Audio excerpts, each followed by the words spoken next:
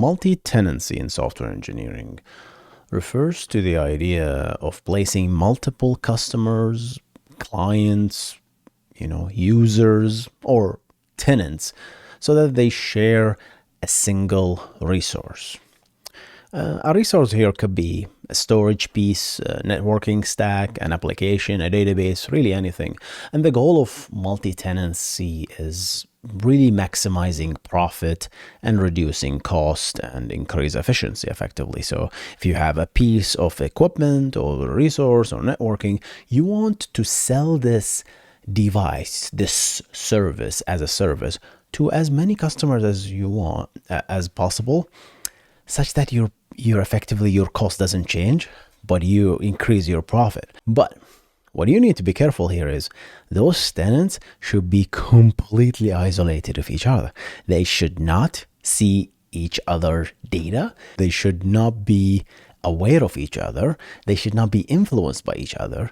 That means if I suddenly ran an app and my CPU took 100%, I should not take other tenants with me, right? So this should be completely isolated effectively, right? So security is another very critical piece. That's why building a multi-tenant application is extremely difficult and hard to nail. But if you do, you have a cash goddamn cow at your disposal. So in this episode of the Backend Engineering Show, we're going to discuss multi-tenancy in the entire stack of the software. We're going to go from SSDs up to the database level, a little bit up to networking stack. We're going to talk about application multi-tenancy, all that jazz. Coming up in the Backend Engineering Show. Let's jump into it.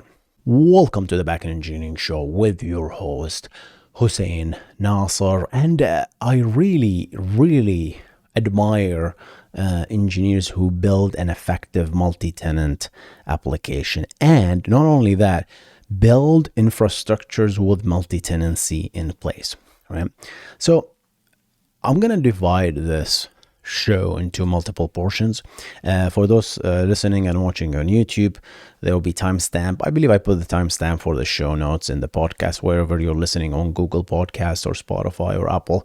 You can see those timestamp where you can jump into the interesting portion of the podcast, of the show.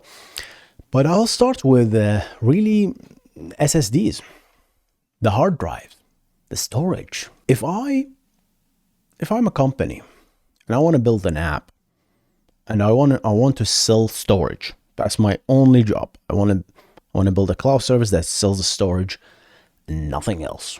So I have one SSD, 2 tera, 4, 5, 8 terabytes, and I want to sell that SSD. I want to sell that storage. Well, the easiest way is just, hey, this SSD cost me, I don't know, $4,000. Hey, customer, pay me $6,000 and it's yours. That's one way to do it, right? So you keep some margin to yourself. But what you do here is, what if that SSD is effectively broken into 8 different logical SSDs, right? And then sold as 1 terabyte cost. You can make much more money by just doing that. And there is a feature in the SSDs, I believe specifically in the NVMe spec, that is called namespaces. I'm pretty sure this exists in prior hard drives, but I know that it exists in SSDs. So you create a namespace, right, for each of your clients. And even the operating system, when you actually boot up, if you assign this operating system just the namespace, it doesn't even know that there is another 7 terabytes to this SSD. It doesn't know. It's completely isolated. It's at the driver level. So it's very different from the operating system seeing the 8 gig and then deciding to partition at the OS level to take 1 terabyte to create a logical partition. No, it's completely different. So if you spin up a VM in your cloud provider and you point to this SSD, there is no option to change that. You can get from 0 up to 1 terabyte. You don't even see the other 7 terabytes. And that is a very powerful feature in the SSD NVMe spec specifically. This is kind of a concept of multi-tenancy, right? This is the concept of multi-tenancy at the lowest level that I can think of, right? At the storage level. And people now in the NVMe spec are working even to make this even better, where we're working on making these namespaces called zoned namespaces, where you can be allocated erase units and you can write the application in these big, large sequential units. So effectively, the performance of your application can be tuned based on your workload, right? Compared to the old model, the non-zoned model, where you have everything is random effectively, right? You have no idea of the mapping. If you write to a block, this block could reside on this physical block on the SSD, but if you write it again, it will be completely another block on the back end on the same namespace. Obviously, it's not gonna jump into another namespace. That's the job of the driver and the SSD level. But effectively, the mapping becomes much more efficient with zoned namespaces. But that's outside the scope of this video. All right, so that's one part of the multi-tenancy. Let's jump slightly higher. Let's go to databases. I believe, if I'm not mistaken, I believe Oracle started this. I could be wrong, but in my personal experience, I've seen this personally with Oracle. Maybe 9 years ago, I'm not sure. But this is the first instance where I saw a multi-tenant database. So Oracle, you can purchase a license. Okay, hey, I want my Oracle instance to support multi-tenancy. And when you do that, you get the ability to create something called a container database. And a container database, you can create as many child databases as you want. And here's the beauty of this. These databases are not, you might say, Hussein, I can create multiple databases in any of them. No. Let's be very careful about this. Yeah, of course, you can create 7 databases in Mongo and Postgres, but this is different.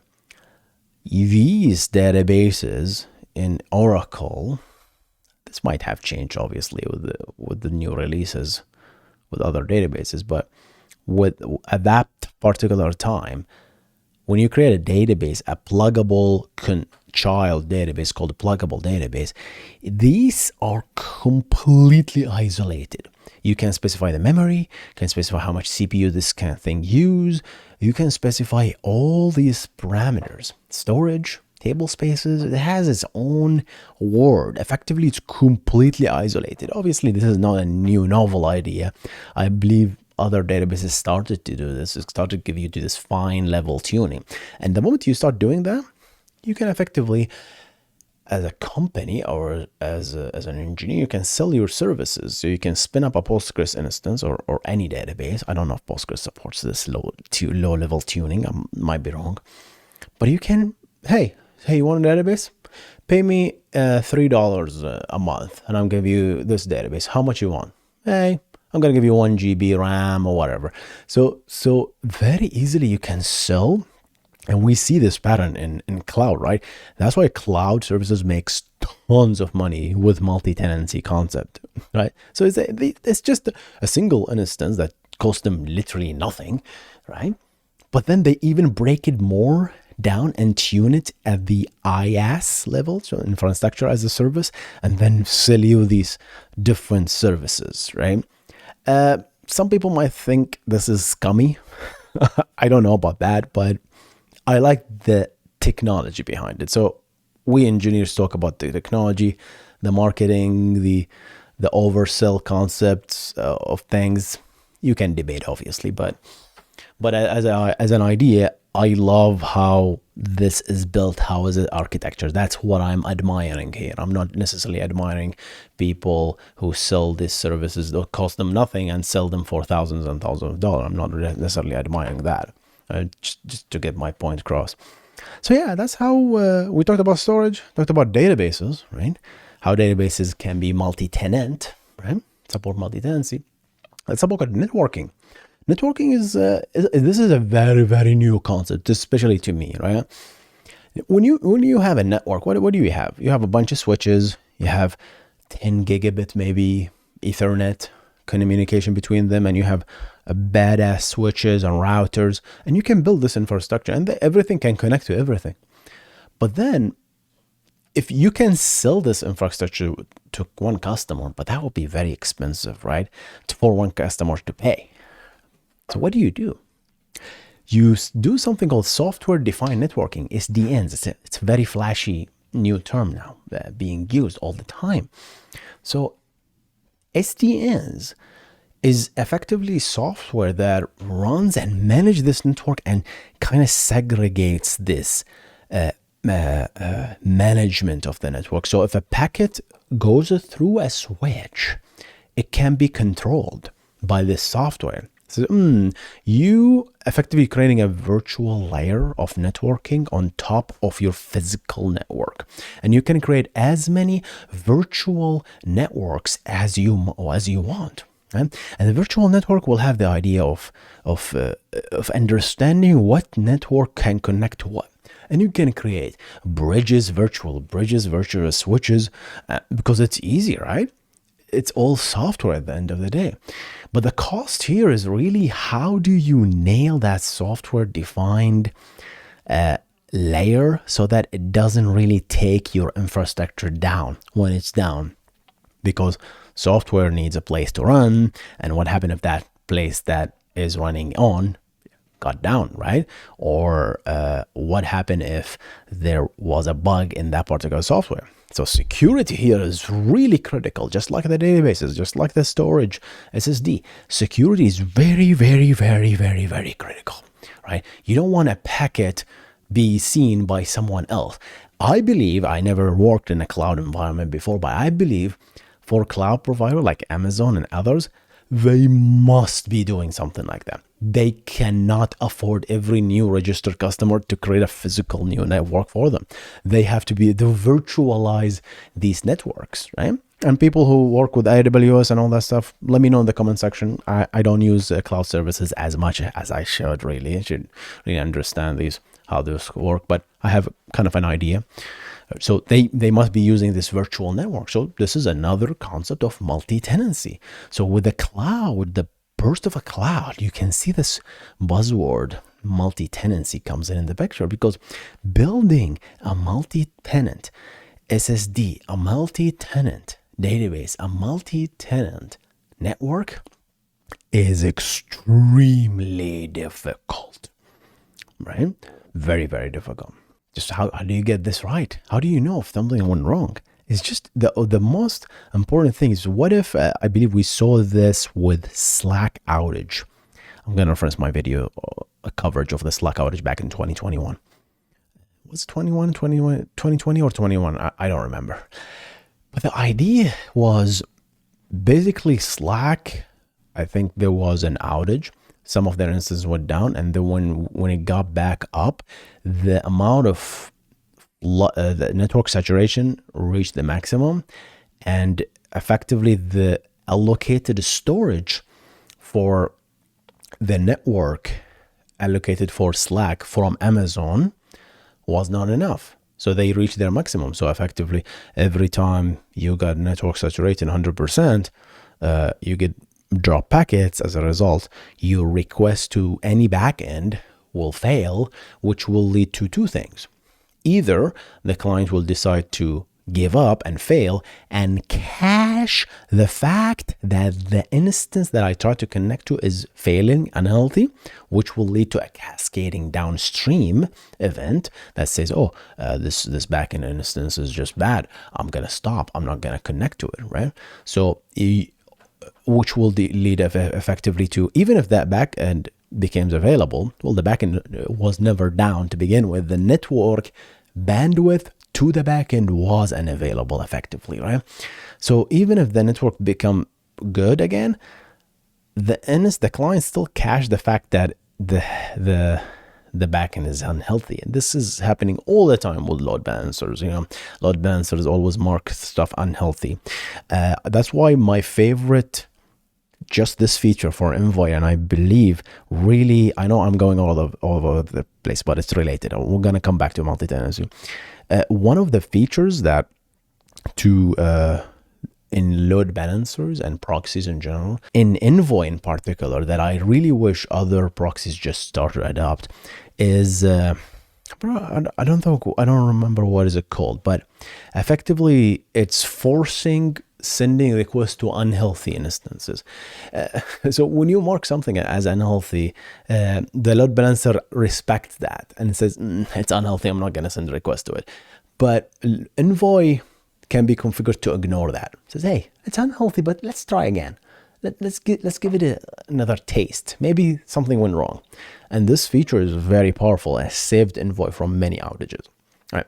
So back to our point, right? So if that Amazon multi-tenancy network worked perfectly in that point, because if that network saturation actually reached 100% and leaked all the way to the network, someone else, let's say Netflix, who uses Amazon, who happened to be maybe in the same cable as Slack's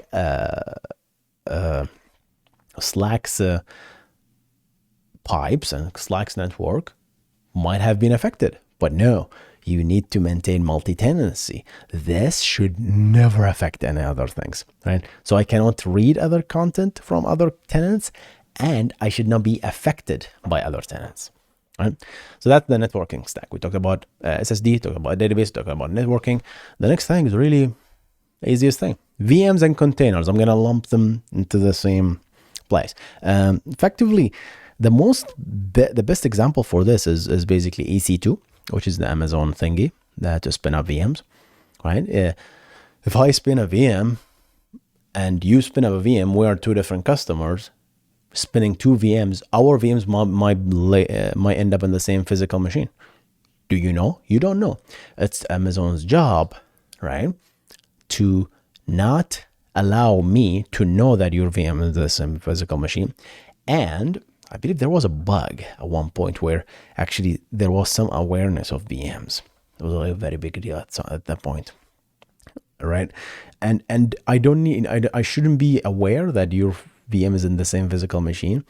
And if I increase the resources, if I had a runaway process that took down my CPU, you should be completely fine as a VM. Yeah. The same thing exactly applies to containers. We saw this definitely with containers. Container security is a very, very important concept. People really just educating and taking PhDs really in container security, right? How can my container, first of all, doesn't leak stuff, because containers is really a lightweight process if you think about it, right? It's a C named, right? Is it C named? I believe it's called control group. C group, sorry. C name is the DNS thing. C group, right? It's a control group by itself, right? So it doesn't see anything. It's again, very concept, very similar, right? So that's another example. Containers is really an example of multi-tenancy, but at the operating system level. Hey, here's a free one. So containers. I didn't really think that through, but yeah, containers, VMs really are both concept of multi-tenancy, right? And then finally, which is basically most of you are aware of, is multi-tenant application. So you're building an application that happens to be multi-tenant. And thousands and thousands of examples are like that, right? So Shopify is a single app, logical app, but many customers, right, use the same app. So we have multiple tenants living. They have their own storage. They have their own network. They have their own data. They have their own memory, CPU. All of this, you can argue that if they might be even shared, right? We don't know the backend, right? What is exactly happening? And that's where the part of the security comes in.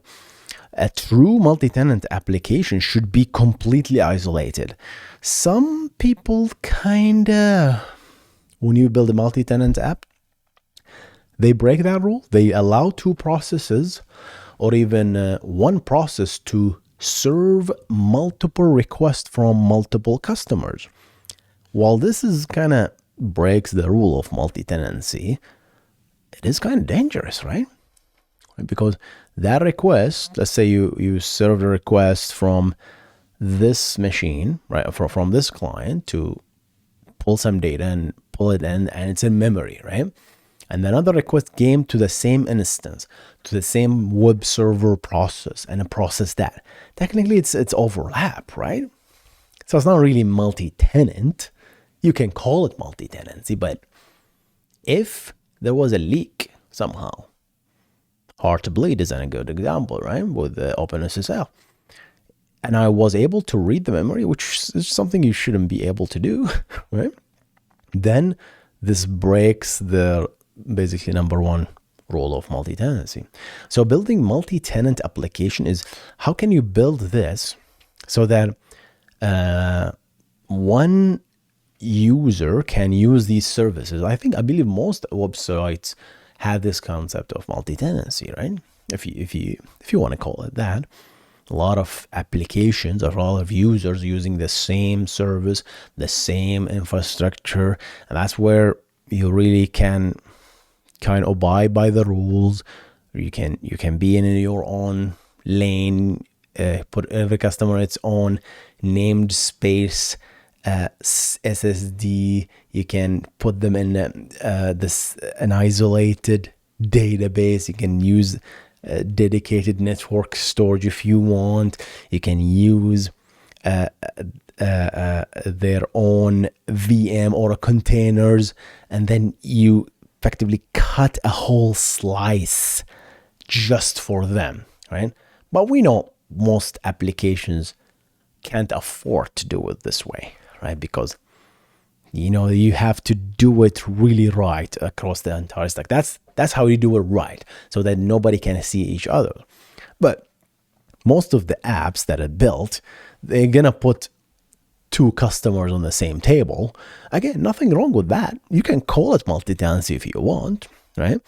But if I send the wrong SQL and there was a bug on your software that allows me to inject some more SQL and pulled some customers' data that I'm not supposed to pull, then that's not multi-tenancy, is it now, right?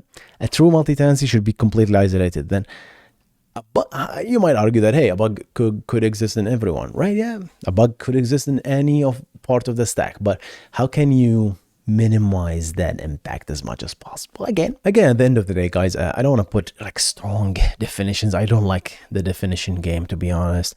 It's just thinking about how it's like a spectrum, right? It's like a slider. It's like how multi-tenants you want to get. You want to get strict multi-tenants.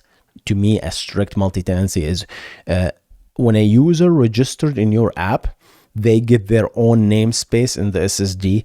They get their own isolated networks stack. They get their own VM or set of containers, and which sits on top of the network, which sits on top of their namespace, and they get their own, effectively, the application part. So they're effectively their own database instance almost, right? Or at least their own container database, right? So if you can do that, then that's the strict multi-tenancy. Obviously, that's very hard to achieve economically speaking, and even practically speaking. So you can go into the hybrid model where, I'm gonna put my customers in the same table or the same database, or even more in the same table. Yeah, let them share. I have a key identifying each customer, right? And this is actually great for reporting as a whole. If you have multiple customers and you want to report, who's your most expensive or most profiting customer. You can quickly do that if they are in the same database, but if they are not, then you cannot do that, right? So there is like kind of, I guess, drawbacks to multi-tenancy. You cannot really do analytical operations as effectively as if it was, what's the opposite of multi-tenancy? Shared tenants, you know, bunkers. I don't know. All right, guys, let's keep it short and sweet. I'm gonna see you on the next one. Thank you so much for listening and watching. And quick plug, we talked about databases here in this show, and if you want to learn the fundamentals of database engineering, make sure to grab my course, Fundamentals of Database Engineering. Head to database.husseinnasser.com for a discount coupon. And gonna see you on the next one. You guys stay awesome. Goodbye.